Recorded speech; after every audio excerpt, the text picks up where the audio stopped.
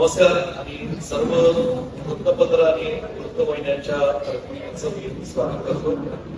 Akhil Bharatiya Congress committee व महाराष्ट्र प्रदेश Congress committee यांच्या सूचनेवरून आज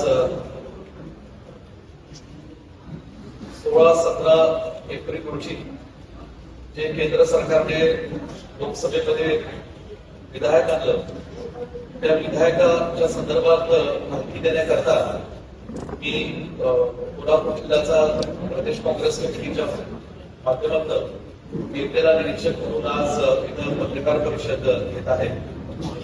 महाराष्ट्राचे नेते आणि काँग्रेस पक्षाच्या विधान परिषदेचे गटनेते, राज्याचे माजी मंत्री, आम्हा सर्वांचे नेते आदरणीय बंटी पाटील साहेब, या ठिकाणी उपस्थित असणारे जिल्हा काँग्रेस कमिटीचे अध्यक्ष, शहर काँग्रेस कमिटीचे अध्यक्ष, महिला काँग्रेस कमिटीच्या अध्यक्षा, NSUI युथ काँग्रेस आणि काँग्रेस पक्षातील सर्व मंडळाचे अध्यक्ष, जिल्हा आणि शहर काँग्रेस पक्षाचे पदाधिकारी, जिल्हा परिषद पंचायत समितीचे माजी सदस्य, कोल्हापूर महानगरपालिकेचे माजी नगरसेवक, जिल्हा परिषदचे काँग्रेस पक्षाचे गटनेते व महानगरपालिकेचे काँग्रेस पक्षाचे गटनेते, इतर सर्व सहकारी संस्थांचे संचालक, पदाधिकारी, मोठ्या संख्येने उपस्थित असणारे सर्व शहरातले जिल्ह्यातले कार्यकर्ते आणि उपस्थित बंधुभगिनी,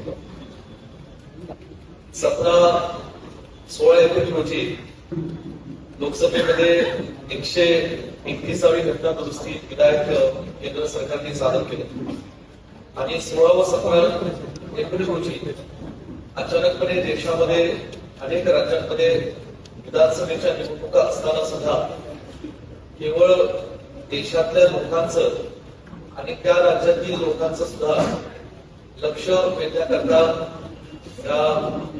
कुठलीही पूर्व सूचना न देता हे लोकसभेचं अधिवेशन 16, 17, 18 रोजी होण्यात आलं आणि त्यामध्ये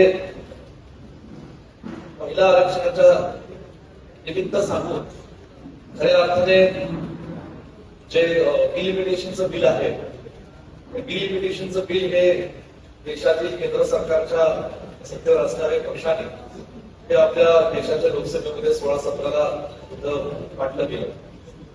वास्तविक पाहता या संदर्भात सन 2023 रोजी आताच्या असणाऱ्या सत्ताधारी पक्षाने आणि केंद्र सरकारने हेच बिल महिला आरक्षणाचं हे लोकसभेमध्ये मांडलेलं होतं आणि सन 2023च्या लोकसभेच्या अधिवेशनामध्ये काँग्रेस पक्षाने एका दिलाने, एका मुखाने या महिला आरक्षणाच्या बिलला संपूर्ण समर्थन दिलेलं होतं. त्यावेळी सुद्धा हे अनेक विरोधी पक्षातील असणाऱ्या पक्षांनी सुद्धा त्याला समर्थन दिलं होतं आणि त्यावेळी सन 2023ला महिला आरक्षणाचं बिल हे देशाच्या लोकसभेमधनं त्या ठिकाणी पास झालेलं होतं. त्यावेळेस केंद्र सरकारने देशाच्या लोकसभेतील आणि राज्यसभेतील सर्व खासदारांना आणि देशाला असं आश्वासित केलं होतं की सन 2023 पासून ते 26 पर्यंत येणाऱ्या काही वर्षातच राष्ट्रीय जनगणना केली जाईल आणि त्या राष्ट्रीय जनगणनेनंतर पुन्हा कदाचित डिलिमिटेशन आणि महिला आरक्षणाचं बिल हे त्याच्यानंतर या ठिकाणी मांडलं गेलं जाईल. आता असणाऱ्या देशातील लोकसभेमधल्या संख्येबळानुसार त्याच असणाऱ्या संख्येबळामध्ये महिला आरक्षण द्यावं हे 2023 साली बिल पास झालं होतं. परंतु राष्ट्रीय जनगणना ही 2026 पर्यंत काही कारणामुळे न पूर्ण झाल्यामुळे आहे त्या परिस्थितीत आणि 2011च्या राष्ट्रीय जनगणनेनुसार हे डिलिमिटेशनचं आणि महिला आरक्षणाचं बिल हे लोकसभेमध्ये मांडून ते पास करून देण्याचा गट हा केंद्र सरकारचा आणि सत्ताधारी पक्षाचा होता.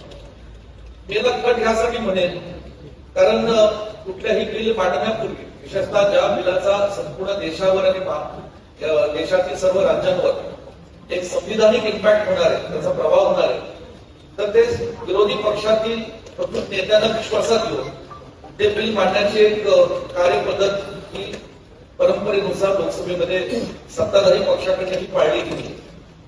या लोकसभेचं बिल हे मांडत असताना ती काही पद्धत पाळली गेली नाही. अनेक सत्ताधारी विरोधी पक्षात असणाऱ्या पक्षातील नेत्यांची चर्चा संवाद या बिलाबाबतीत फारसं काही झाला नाही आणि महिला आरक्षणाच्या आड डिलिमिटेशनचं बिल सुद्धा या ठिकाणी मांडण्याचा प्रयत्न हा सत्ताधारी पक्षांनी जाणीवपूर्वक केला.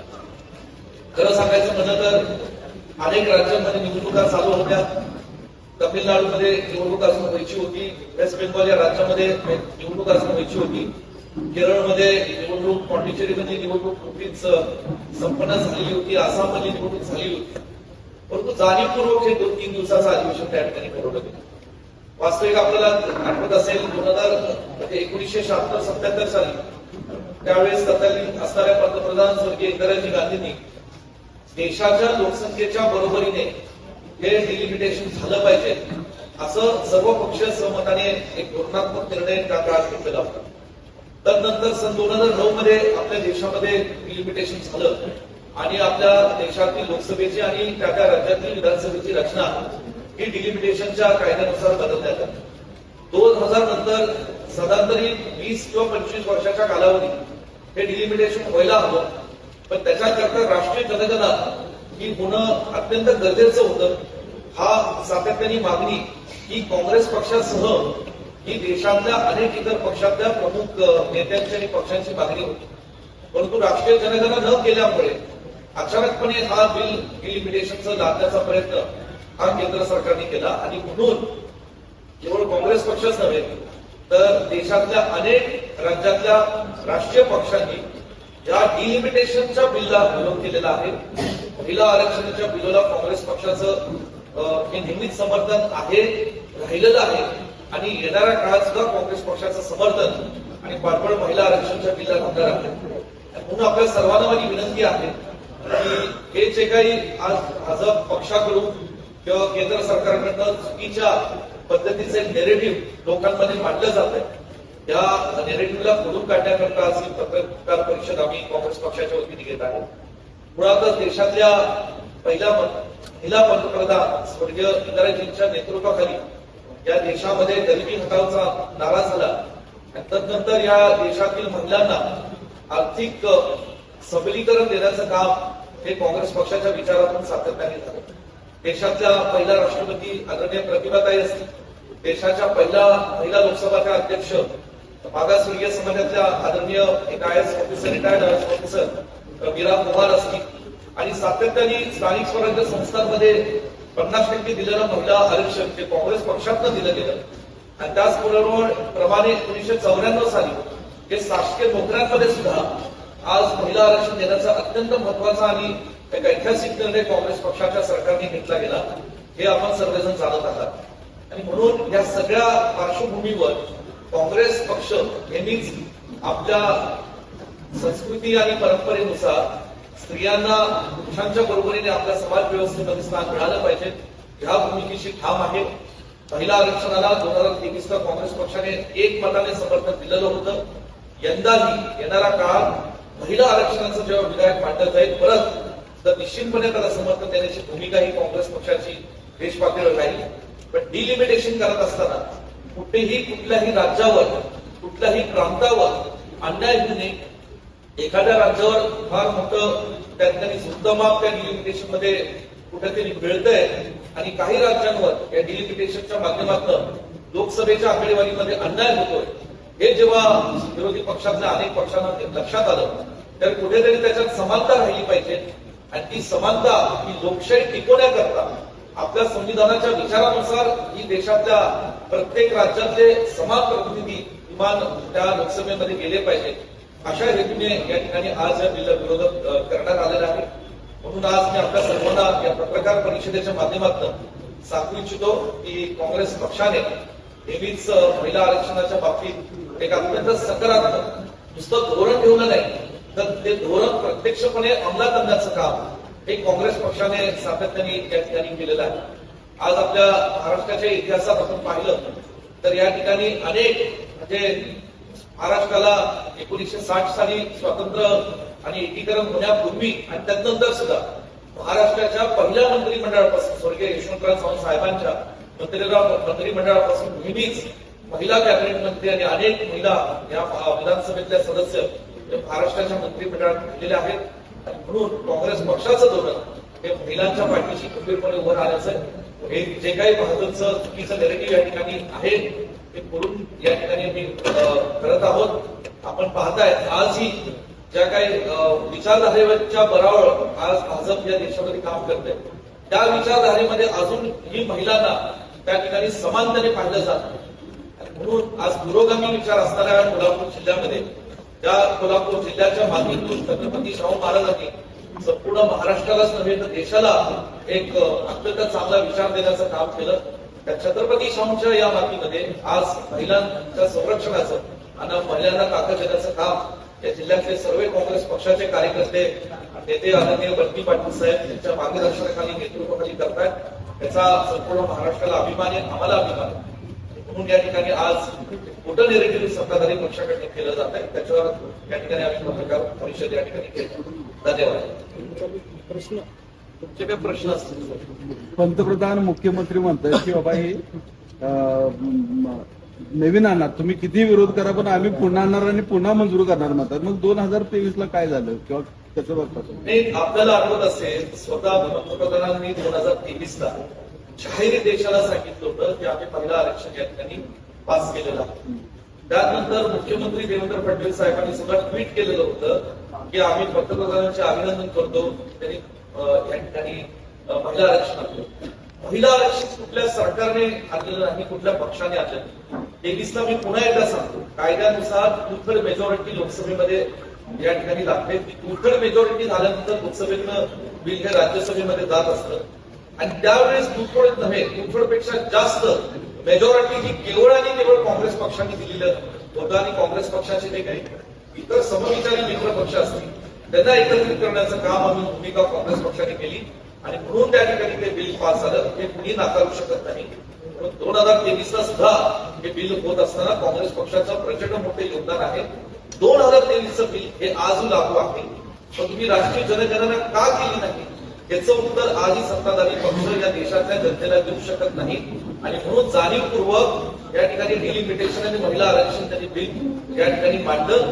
कारण डिलिमिटेशन मध्ये ज्या काही या ठिकाणी तरतुदी आहेत त्या देशाच्या लोकशाहीला काही योग्य नाही हा विषय अनेक लोकांनी मांडला आणि म्हणून विरोध हा डिलिमिटेशनच्या बिलाला होता, महिला आरक्षण बिलाला नव्हता.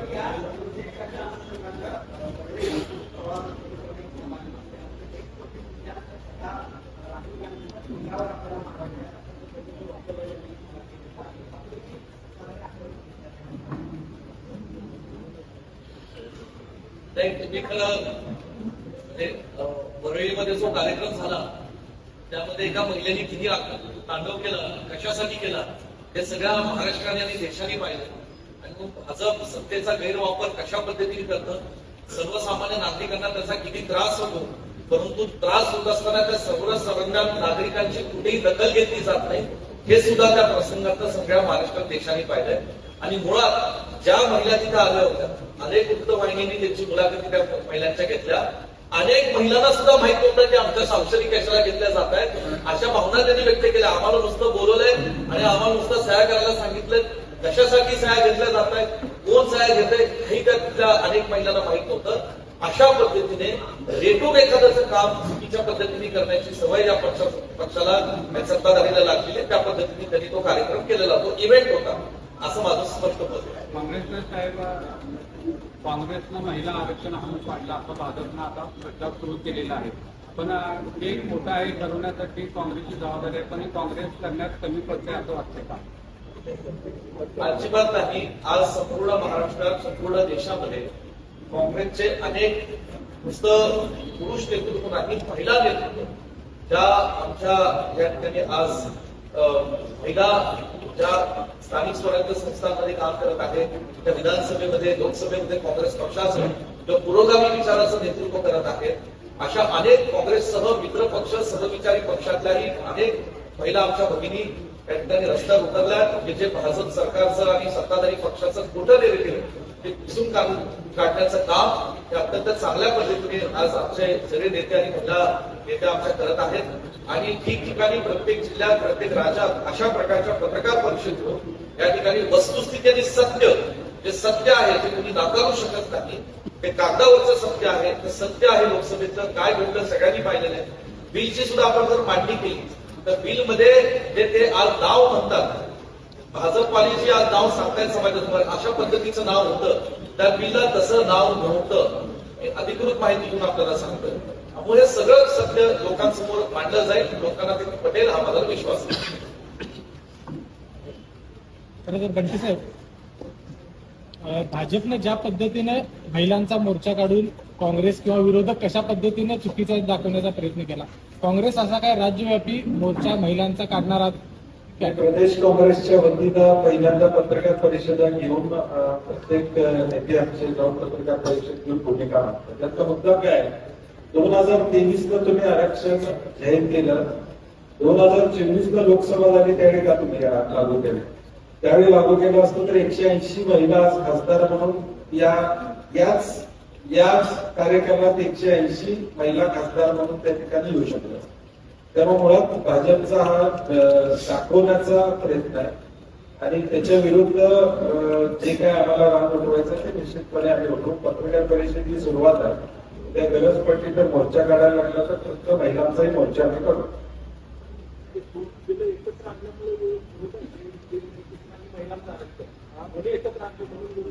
डिलिमिटेशनला डिलिमिटेशनला विरोध आहे, कारण की डिलिमिटेशन मध्ये आपण बघितलं की पॉप्युलेशन कंट्रोल ज्या राज्यांनी केलेला आहे त्या राज्यांच्या साधारणपणे अन्याय होतो. पॉप्युलेशन कंट्रोल ज्यांनी केलेलं आहे, पॉप्युलेशन कंट्रोलचे मेजर जे घेतलेले आहे आणि मग खासदार वाटते की निधी वाटतो आणि मग त्या पद्धतीनं निधी त्या राज्याला मिळत नाही. ही सार्वत्रिक भूमिका आहे. आणि डिलिमिटेशन कुठल्या नियमानं करणार, तुम्ही त्याची नियमावली काय करणार, ते सरकारच्या हातातलं एक शस्त्र असणार आहे का उद्या, अशा सगळ्या शंका विरोधी पक्षानं 10 दिवस आधी केल्या होत्या. खरगे साहेब असतील, सोनिया गांधीजी असतील, यांनी पत्र पाठवून सांगितलं होतं की तुम्ही आधी बैठक घ्या विरोधी पक्षाची, आम्हाला विश्वासात घ्या, ही प्रोसेस तुम्ही कशी करणार, तोपर्यंत करू नका.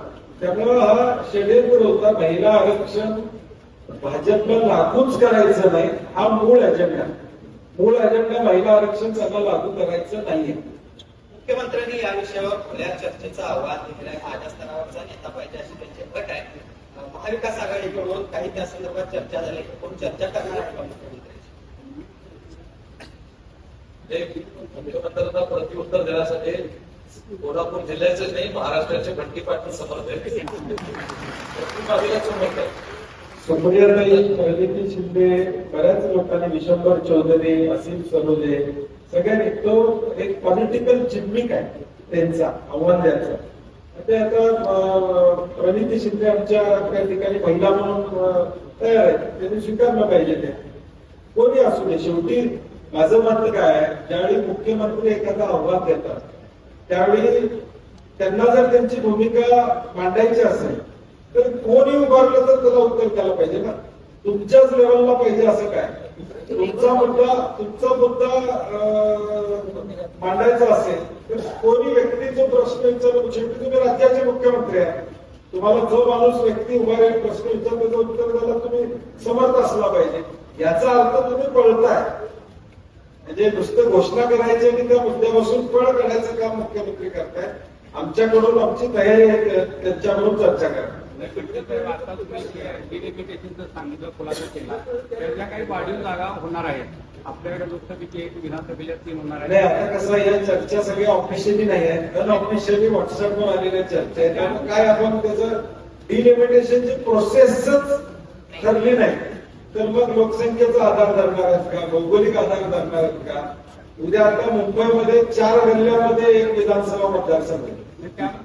त्यामध्ये एक वाढीवमध्ये 1 जागा महिलांना द्यायचं ठरलेलं आहे, मग त्याला पाठिंबा टाकला. नाही, विषय तो नाही. मुळात काय आहे की तुम्ही 2023ला ज्यावेळी केलं त्यावेळी 24च्या इलेक्शनमध्ये लागू करायचं होतं ना. 2/3 मेजॉरिटीला आम्ही दिलंच होतं मान्यता. 24ला का लागू केलं नाही तुम्ही? 180 करायचं होतं आणि मग यावेळी सांगायचं होतं की आता 180 झालेलं आहे, आता डिलिमिटेशन करून अजून 50-100 वाढव्या महिला, काय अडचण नसती झाली. ते आता लोकसभेमध्ये 553 जागा आहेत. संभावी डिलिमिटेशनच्या बिलानुसार या 850 होणार होत्या लोकसभेत. आता मी काही माहिती आपल्याला देऊ इच्छितो. जो मसुदा त्या बिलमध्ये त्यांनी डिलिमिटेशनचा तयार केलेला होता त्याच्यानुसार आपल्या उत्तरातील हिंदी भाषिक राज्यांचे जे प्रतिनिधित्व लोकसभेमध्ये करतात त्यांचं प्रमाण 38% हे 31% जाणार होतं हे संभावित बिलाच्या लिमिटेशननुसार. आणि दक्षिण भारतातील जे काही राज्य आहेत त्यांचं उलट 24% 20% घसरण होणार. त्याचा अर्थ काय होता की आज देशाच्या राजकारणात नाईलाजाने का म्हणा दुर्दैवाने म्हणा देशातल्या काही राज्यांमध्ये सत्ताधारी पक्षाच्या विचाराची त्या राज्यांमध्ये सरकार आहे आणि त्याचा गैरफायदा घेत येणाऱ्या काळामध्ये त्याच विशिष्ट राज्यांमध्ये लोकसंख्येच्या बळावर त्यांनी या ठिकाणी लोकसभेची आकडेवारी वाढवावी आणि दक्षिण भारतातील आणि दक्षिण भारतासह इतर काही राज्यात आकडेवारी तेवढीच ठेवावी किंवा कमी करावी या हेतूने हे डिलिमिटेशन बिल होतं जेणेकरून पुढचे कायमचे वर्ष हुकुमशाहीच्या मार्गावर आपला देश एका विचाराने न्यावा अशी ही त्याची पावलं होती. म्हणून डिलिमिटेशनला विरोध होता. तुमच्या प्रश्नाचं उत्तर हे आहे की त्यामध्ये महिला आरक्षण कुणाला देणार कुठल्या लोकसभेत पडणार कुठल्या विधानसभेत पडणार त्याची नेमकी नियमावली कशी असणार त्याचे निकष काय असणार याच्यावर अजून स्पष्टता मांडली गेली नव्हती. आणि ही मांडण्याकरता सरकारने लोकशाहीचा एक चांगल्या पद्धतीने विचार करून हे अधिवेशन घेण्यापूर्वी विरोधी पक्षातल्या सर्व नेत्यांना आणि त्यांच्या सत्ताधारी विरोधी पक्षातल्या सर्व लोकांची चर्चा करणं की महिला आरक्षण नेमकं कसं पडणार आहे कुठल्या ठिकाणी पडणार आहे ते का पडणार आहे याचं जो स्पष्टीकरण दिलं नाही नुसतं बिल मांडलं या गोष्टीचंही स्पष्टीकरण नसल्यामुळे डिलिमिटेशनच्या आड झाल्यामुळे या गोष्टींना डिलिमिटेशनच्या बिलला हे काँग्रेस पक्षाने इथं विरोध केलेले आपण कृपया समजून घ्या.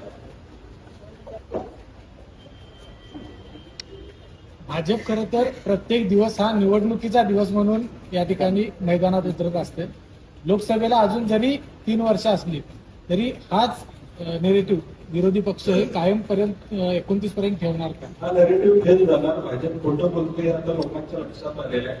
तुम्ही 2023ला कायदा केला तो जसं विश्वजित कदमजी म्हणते तसं टुथर्ड मेजॉरिटी 24ला का अंमलबजावणी केली नाही. आमच्या गेल्या असताना महिला खासदार झाले असते आत्ताच ह्या टेन्युअरमध्ये महिला खासदार झाल्या असत्या. त्यामुळे भाजपला हे नेगेटिव्ह चालणार नाही. ते आता तोडनशी पडलेली आहे. आता पडलो तर त्यातनं सावरायचं कसं. मग तुमचे लोकसभेत बोर्ड तयार कसे होते 5 मिनिटात तुमचे खासदार बोर्ड घेऊन बाहेर कसे आले तुम्हाला माहिती होतं. टुथर्ड मेजॉरिटी होणार नाही हा कायदा पास होणार नाही त्यांना सगळं माहित होतं तरी त्यांनी कायदा आणला फक्त दाखवण्यासाठी. पण मी म्हणते माझा प्रमुख आरोप भाजपवर भाजपला हे आरक्षण द्यायचं नाहीये. मग 2029 आता तेव्हा 2023ला झालं 24ला केलं नाही कारण सत्ता होती असं तुमचं म्हणणं आहे. मग आता 29ला झालं तर तेव्हा पण हाच नॅरेटिव्ह राहणार नाही का? मग कधी त्यांनी करावं असं वाटतं तुम्हाला? त्यांनी आता ताबडतोब लागू करावा. 2029ला आहे त्या संख्येवर लागू शकतो ना आहे त्या लोकसंख्येवर लागू शकतो ना. आदरणीय फडके साहेब जे आता वाक्य बोलले आपल्या सर्वांना विनंती ते अत्यंत महत्वाचं वाक्य लागू करा कोण नाही म्हणताय. आमचं तर नम्र विनंती आणि आव्हान आहे सत्ताधारी पक्षाला की 2023च्या नुसार ज्याला काँग्रेस पक्षाने बिलाला समर्थन केलं होतं महिला आरक्षण आजच्या आहे त्या आकडेवारी लोकसभेत संपूर्ण देशात त्यांनी लागू करावं. काँग्रेसचं उघड समर्थन त्याला आहे. तुमची त्याबद्दल फक्त महिला आरक्षण संदर्भात काय चर्चा झाली का सत्ताधाऱ्यांशी? फक्त त्यांनी चर्चाच केली नाही ना. सत्ताधारी पक्ष कुणाशी चर्चा करतो हेच आम्हाला काही कळलं नाही. कारण फक्त जर महिला आरक्षण असेल तर लागू करायला काहीच प्रॉब्लेम नाही. तुम्हाला फक्त लिमिटेशनचा विरोध आहे बरोबर आहे. बरोबर. दोघांनी मग चर्चा करून या गोष्टी का देशासाठी नाही, पद्धत अशी असते. तुम्हाला 1989चा इतिहास सांगतो. स्वर्गीय राजीव गांधी या ठिकाणी पंतप्रधान होते.